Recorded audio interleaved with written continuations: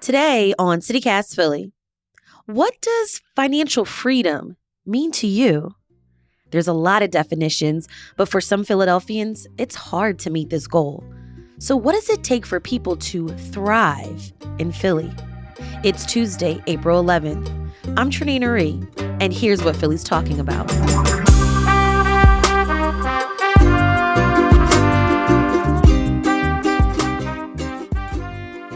Christopher Wink, you're the publisher and CEO of Technically, a news outlet focused on tech and entrepreneurship. Chris, you and your team are working on a new storytelling series called Thriving, where you're spending 1 year with 10 Philadelphians looking into how they achieve financial freedom or how they thrive. I'm curious, how do you define financial freedom in our city, especially when we see and often hear about extremely high levels of poverty? Yeah. One of the most frequent answers to the question of financial security or freedom is able to put the bills on autopay. That is oh my God, one of the yes. most common across class, we've gotten this question, that answer in a lot of ways.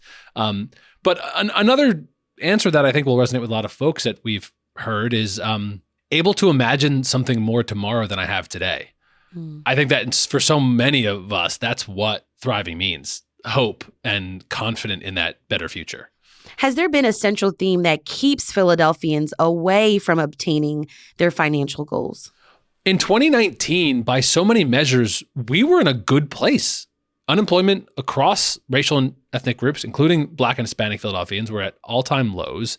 We were watching an entrepreneurship boom beginning. Black women were disproportionately starting companies.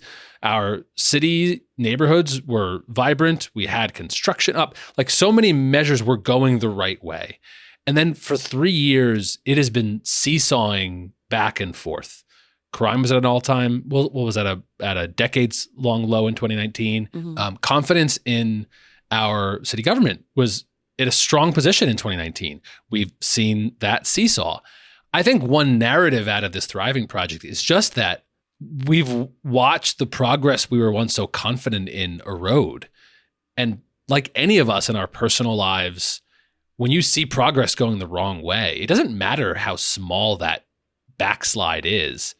The direction's wrong, the feeling's wrong. And that, I think, is like running across this project in so many of the conversations we have. Because when we push folks, often they are in a better position than the 5, 6, 7 years ago.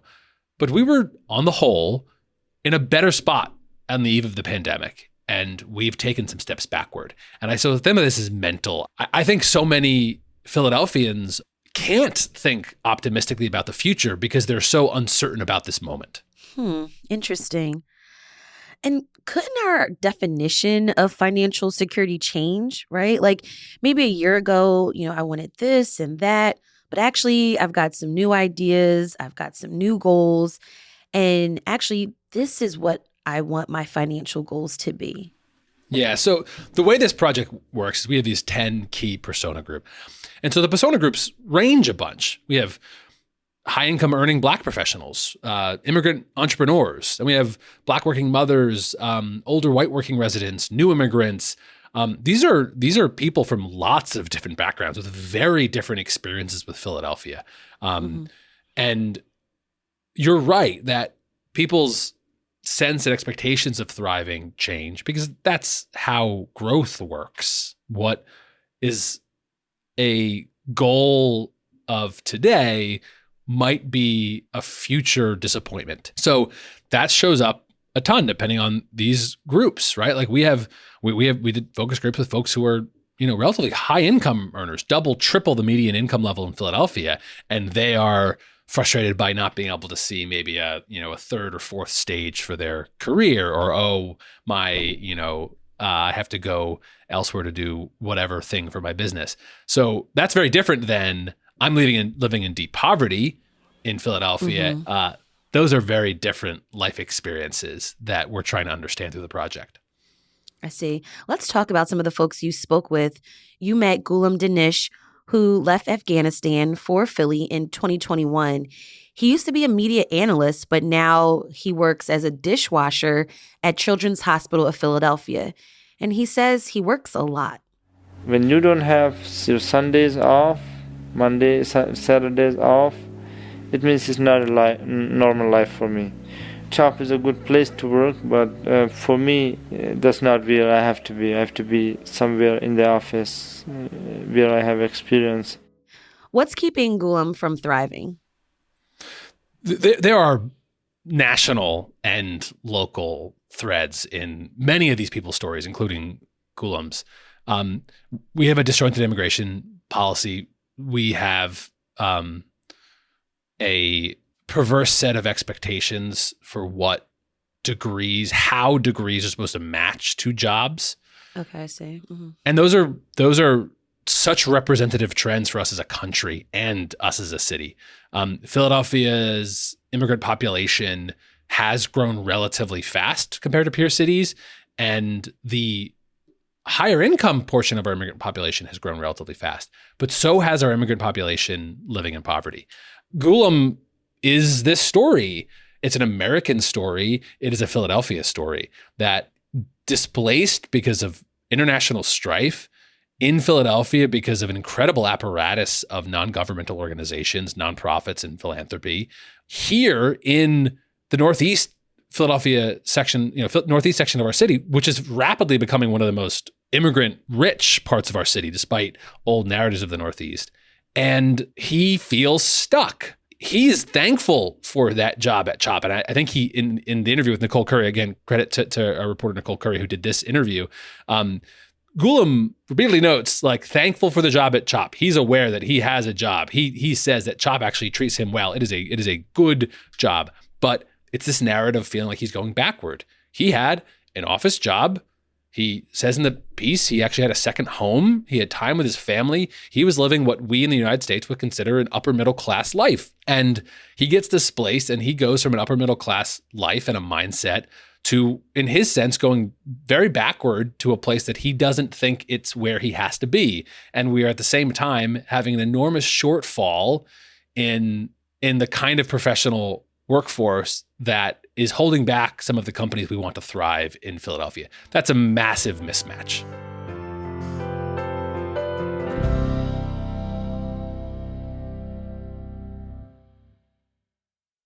You also spoke with Jaquan Fields, who's a professional clown, and he has a goal of starting a circus, but he says he's having a tough time with funding.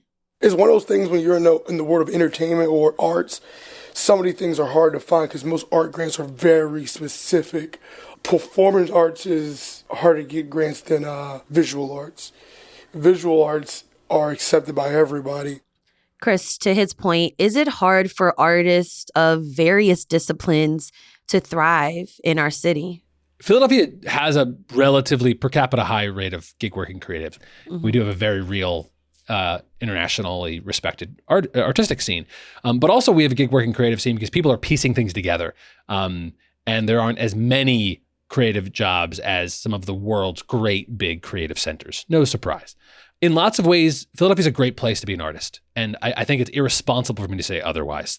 When you look at peer cities, regional cities, Philadelphia is an excellent place to be an artist. It is. Philadelphia, like any regional city, has to specialize. But we end up, because of proximity, having an art scene that has almost every slot: opera, ballet, music, graffiti, murals, and sculpting, and it's all here. I don't think a lot of regional cities have that breadth. So we do have big city artistic ambitions on regional city budgets.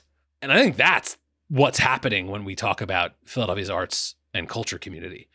Another theme from this project is that we are not just poor, we also have traditionally not been wealthy. We got some real money in the western suburbs, but compared to a Chicago, maybe a decent peer city, even compared to the county of Brooklyn, Kings County, Brooklyn. When you look at the data, we just have fewer rich people who live in our city. And for all those who might want to deride rich people, they tend to be the people who fund the arts. And so when you don't have a ton of rich people, you also lack some of that. You also spoke with Linda Hines, who's born and raised in South Philly. She works at a daycare. She's 63, and she says she's not thinking about retirement because she wants to go back to school. I think if I would retire now, I would miss my kids. I'd be so bored, I won't know what to do. So I wanted still stay with work and working with children and try to give them a better education by me having a better education. Chris, why is Linda going back to school? In part, she loves her work. In another part, we do have a financial incentive that can be sometimes well aligned between compensation and education. Some of that alignment is good. That's how we get people to keep investing in their careers. You go back for the MBA, hopefully you actually add real skills, you become more productive, God willing, you get paid more. And that happens at frontline worker levels too, particularly in regulated industries, and childcare is heavily regulated. Right. So there is a universal certification that if you have kids in daycare, most of your frontline workers have taken the certification. Linda had not. Linda wanted to get to this certification. It's a gold standard, but it costs some money. We are in a labor glut right now, and so her employer found a grant program, matched it up, and the employer paid to put Linda through this certificate program. Oh, that's great. Truly. And speaks to the moment of when labor's in demand, we can upskill people who are mid to lower income in the quintiles, and that can be really transformative for people's existence. And this also would help her financially because now she's got these new certifications. That means she could get a pay raise? Yes. She'll bump up a few bucks an hour, which is the equivalent of a few $1,000s over the course of a year, which is very real money. And also, of course, we want people to get more experience at the work that they do. So presumably, if you hope and think that the certificate program actually encourages her to learn important skills, which we hope it does, she also becomes better and more productive for those kids she's serving, which should have ripple effects if the system works, which is a question worth discussing separately. Chris, so far in your reporting, is it a lack of opportunities, a lack of education, or a lack of funding that's holding Philadelphians back? What's missing for folks? Yeah, that is the question, Trenae. One of the other project themes that has come out for me is famously, notoriously, maybe even proudly, we are not one to celebrate. We are not a boastful people in Philadelphia. It is no. I don't think so. No. Very okay. When it comes to sports, I feel like we are. I think the sports narrative we have is so much more about not being the other. You know, the Sons of Liberty song that we now sing at Eagles is "No one likes us, we don't care." It's not "we are great and you should think we are." Okay. So our narrative is just oppositional. That's fair. And I think that's charming. It's what sold me as a Philadelphian 15 plus years ago. So no, I don't think we're entirely boastful. I think we routinely undersell our incredible assets. It's important to me to call out that in so many metrics, our Black and Hispanic residents were doing better historically than had been in decades. That's not a story we talk a lot about. In 2019, we were not doing a lot of championing and chest thumping and saying, we've made progress. We outperform Boston in the retention of college graduates. We do not talk proudly very often about real changes. How do we talk about that, though? I think a lot of news organizations and I think the CityCast of the world, and I think there are groups that do say, look, this stuff works. Some of it I just think is our DNA, and I don't think that even necessarily worries me. But when you say to me, what's holding us back, I guess my point is we have so many problems worth focusing on. I wish we would ignore the complaints I think are less important. And I think that includes recognizing when we've made progress. I'm curious, Chris, what's been most surprising for you while working on this project? I've been very stuck the last few weeks on this idea that we just feel like we're going backward. We had a moment in 2019. I think I reject the narrative that it's all bad and you know, we're poor, we're crime infested, the infrastructure is crumbling, the leadership is vacant. I kind of push back on that because it has a hopelessness that I find unproductive and inaccurate. I don't think, as a journalist, I don't think it's even true. So I find it not helpful. So I think for me, this project, I'm at this stage thinking we need to remind Philadelphians that we've solved problems before. We have been reeling the last few years of this pandemic, and that is what I think we're feeling. But there are macro trends that I think can be on our side.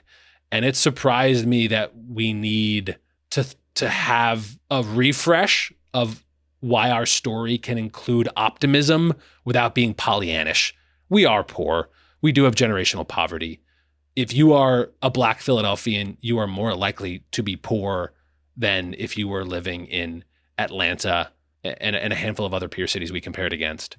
But we have a cultural history, and we have a diversity of industry, a tapestry of communities that is so incredibly rare. But when you push and push and push, and you start getting into the weeds, there's so much that can work for people here. We're just so mad at what doesn't work.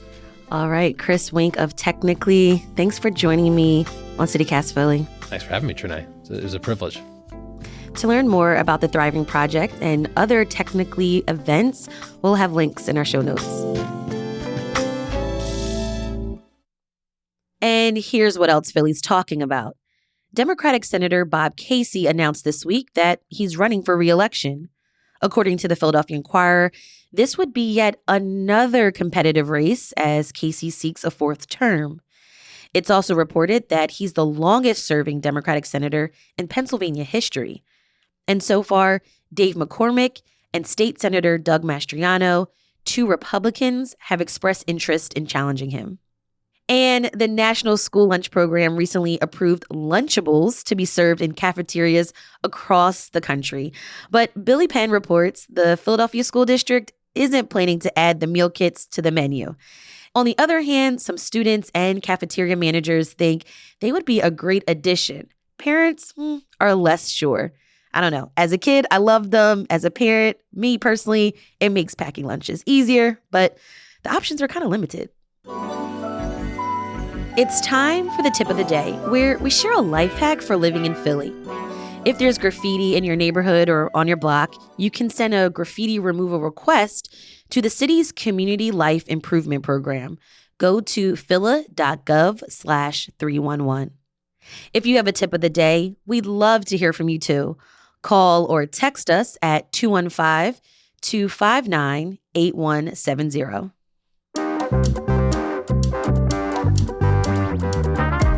That's all for today here on CityCast Philly.